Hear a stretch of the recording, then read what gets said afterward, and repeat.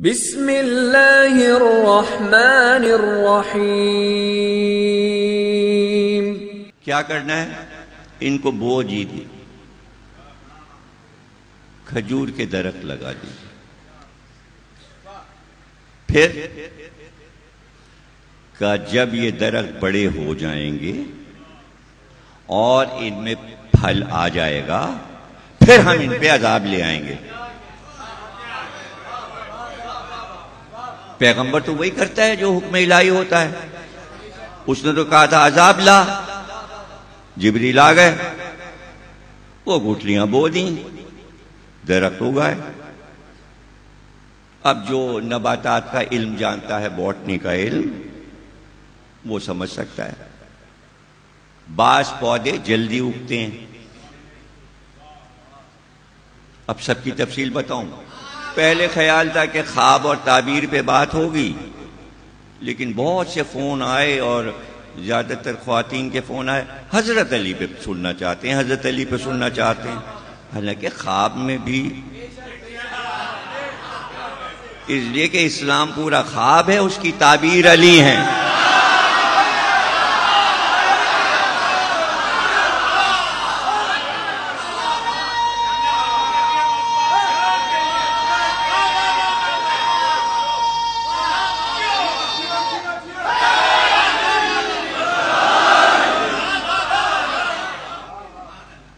عشق الہی، یہ عشق الہی ہے، اپنے نبی سے عشق۔ ادھر سے ادھر بھی عشق ہوتا ہے، ادھر سے ادھر بھی عشق ہوتا ہے۔ ابھی جب علی نے اللہ سے عشق کیا تو مجھے نہیں پتا اللہ کب سے علی سے عشق کر رہا تھا۔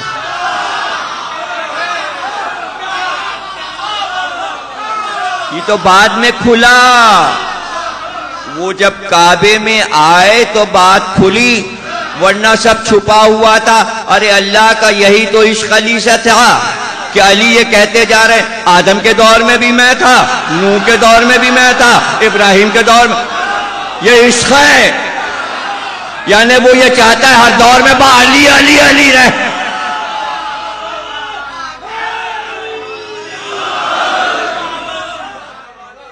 تو اس نے یہ چاہا کہ بھئی یہی علی رہے، ہر دور میں یہی علی رہے۔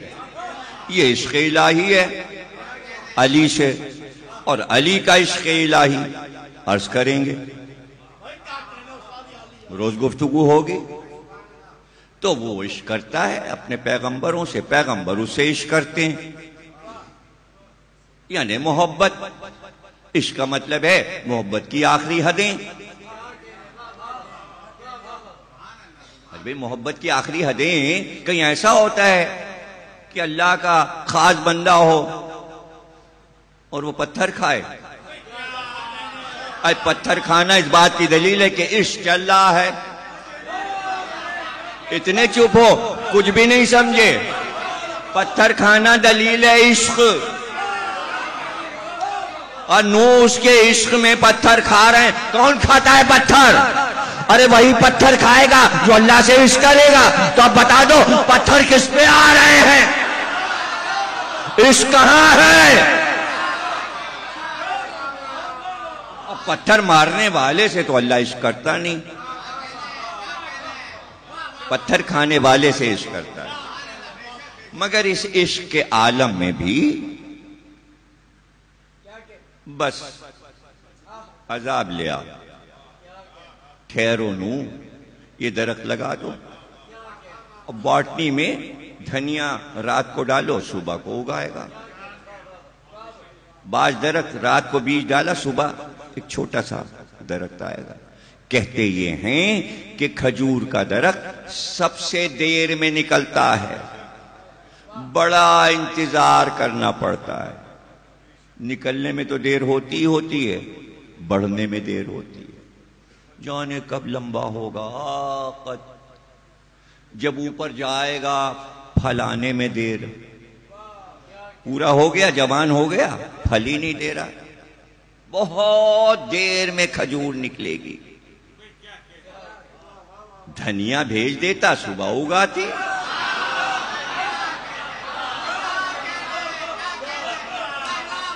اور صبح کو اٹھ کے نو کہتے ہیں اب عذاب لیا. نہیں، اللہ نے کہا یہ کھجور کا درخت بڑا ہو اور پھر پھل آئیں، اور جب پھل آ جائیں گے تو اس کے بعد ہم عذاب لے آئیں گے. درخت بڑے ہو گئے، کئی برس لگ گئے، اور وہ تبلیغ کرتے رہے، انتظار کرتے رہے، تبلیغ کیے جا رہے ہیں، درخت کو دیکھتے جا رہے ہیں، تبلیغ کر رہے ہیں، درخت کو دیکھتے جا رہے ہیں، تبلیغ کر رہے ہیں. درخت کو عربی میں کیا کہتے ہیں؟ شجر. اور شجر سے کیا بنتا ہے؟ شجرہ. علی نے کیا کہا؟ میں اسلام کا شجر ہوں، شجرہ مجھ سے بنا ہے. پیغمبر تبلیغ کرتے جا رہے تھے، شجر کو دیکھتے جا، تبلیغ کرتے جا رہے، کچھ بھی نہیں سمجھ میں آ رہا. ارے یہ تبلیغ، یہ درخت، یہ درخت کی جوانی.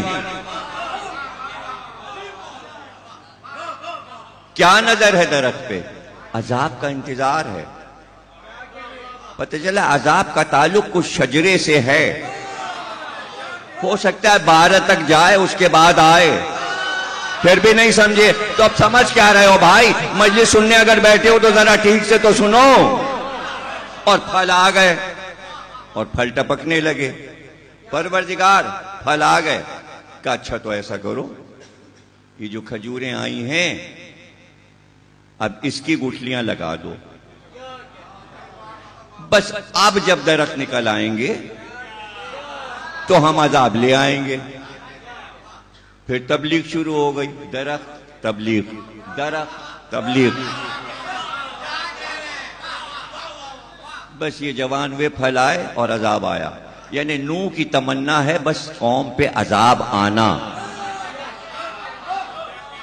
کسی طرح ان پہ عذاب آ جائے. بڑا پریشان کیا ہے. ایسا 9 بار ہوا، یہاں تک کہ 900 سال گزر گئے. یہ تبلیغ کرتے رہے، درخت لگتے رہے، جوان ہوتے رہے. اب وہ کون سا لمحہ تھا، کون سا لمحہ تھا کہ جب نوح کا سر زخمی ہوا، سر پہ پتھر پڑا، اور اس کے بعد لہو پوچھتے جاتے تھے اور کہتے جاتے تھے عذاب لیا. اور پھر وہ جلال میں آ ہی گیا. قادر جو ہے، پانی پہ وہ قادر تھا، بادلوں پہ وہ قادر تھا. بس کہنے کی دیر تھی، پانی برسے، زمین پانی اگل رے، تنور پھٹ جائے، سیلاب آ جائے، سمندر ابل پڑے، دریا ابل پڑے، زمانہ ڈوب جائے. زمانہ ڈوب گیا، عذاب آ گیا، سب فنا ہو گئے، بات ختم ہو گئی، بات ختم ہو گئی. عذاب آ گیا، قوم تباہ ہو گئی، ختم ہو گئی. تم نے کہا تھا، ہم نے بھی انتظار کیا. ہم چپ اس لیے تھے اب سدھر جائیں، ہم چپ تھے اب سدھر جائیں، ہم چپ تھے اب سدھر جائیں. وہاں درخت لگ رہے تھے، درخت لگ رہے تھے، درخت لگ رہے تھے، انتظار کیا جا رہا تھا، درخت لگ رہے تھے، انتظار کیا جا رہا تھا. یہاں ہر سال محرم کا چاند آتا ہے، اب سدھر جاؤ، اب سدھر جاؤ، اب سدھر جاؤ، عذاب تو آنا ہی ہے. تھوڑا سا اور ماتم کر لو، پھر لائیں گے عذاب. بس اسی طرح محرم کے چاند ہوتے رہیں گے، صبر کرنے والے صبر کرتے رہیں گے، رونے والے روتے رہیں گے. وہاں بھی لگ رہا تھا جانے کب نوح سوچ رہے تھے عذاب آئے گا، 900 سال گزر گئے، مگر آیا تو، تاریخ تو بنی، طوفان نوح نام تو ہے. تو عذاب عاد پر آیا، سمود پر آیا، ہود کی قوم پہ آیا، صالح کی قوم پر آیا، لوط کی قوم پر آیا، نوح کی قوم پر آیا، شعیب کی قوم پر آیا. اب کتنوں پر گنواؤں کتنے عذاب آئے. جہاں ساری دنیا کے ہر پیغمبر کے عذاب ایک جگہ جمع ہو جائیں، اسے کہتے ہیں ظہور مہدی.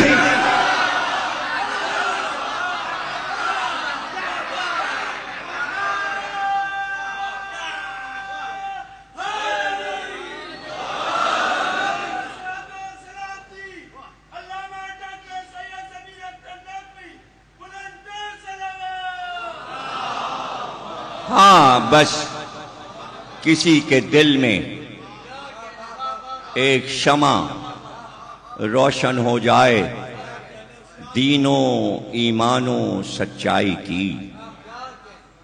یہ کیوں بھول جاتے ہیں کہ شیطان قید نہیں ہے، آزاد ہے. اس نے اپنی تمام طاقتیں استعمال کی ہوئی ہیں. وہ خاموش کب ہے؟ بس اس نے یہ کہا تھا، لفظ یہ ہے اغوا کروں گا، تیرے بندوں کو اغوا کروں گا. اب اغوا میں آپ کو معلوم ہے کہ جب اغوا کر لیا جاتا ہے آدمی تو کیا ہوتا ہے.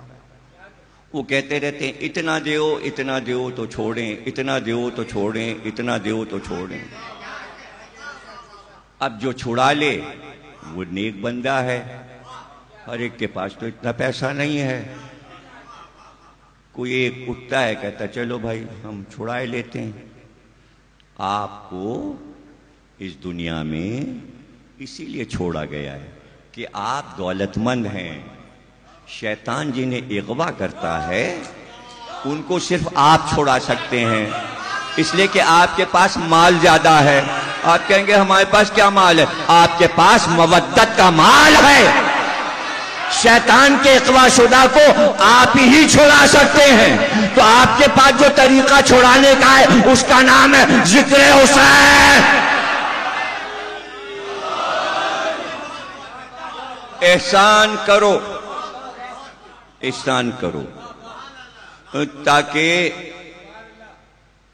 جو شر و کینہ اور بغض دل میں رکھتا ہو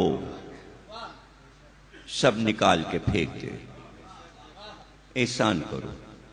احسان کرتے میں تھکنا نہیں چاہیے. پہلے بھی کیا تھا، اس سے پہلے کیا تھا، اور صاحب اتنا بڑا احسان تو کیا تھا، مسلمانوں کے لیے پاکستان بنا دیا شیعوں نے، اب پھر بھی بھگت رہے ہیں. ٹھیک ہے آپ نے بڑا احسان کیا تھا، پاکستان ان کے لیے بنا دیا تھا، پھر دولت بھی دے دی تھی، غربت دور ہو جائے، یہ بھی شیعوں کا احسان ہے.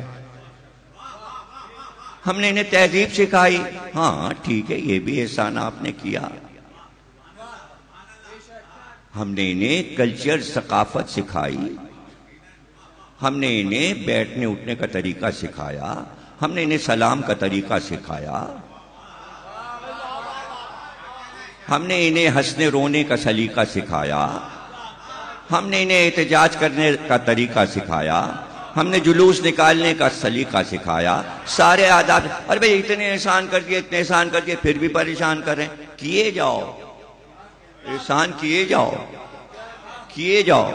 نوح کی طرح 900 سال گزار دو. ابھی تو 60 سال کا پاکستان ہوا ہے. اسی طرح یہ نسلیں، نوح کی طرح یہ نسلیں اسی طرح عزاداری کرتی رہیں گی، ماتم ہوتا رہے گا، تمہیں سکھایا جاتا رہے گا. صرف سکھانے کا عمل. ہم گھر میں بھی بیٹھ کے رو سکتے ہیں، ہم اپنے گھر کے کونے میں بھی رو سکتے ہیں، لیکن میسج پہنچا کر، پیغام پہنچا کر مسلمانوں کو ہم احسان مند کر رہے ہیں کہ کیسے راستے پر سیدھے آ کر دنیا کی قوموں کے مقابل اچھے بن کر بلند ہو سکتے ہو. یہ طریقہ دنیا کے کسی کالج، اسکول، یونیورسٹی، انسٹیٹیوٹ میں نہیں سکھایا جا سکتا، اس لیے کہ یہ طریقہ کسی کو نہیں آتا. اگر آتا ہوتا تو بہت سے حر عرب میں بن جاتے. یہ طریقہ صرف حسین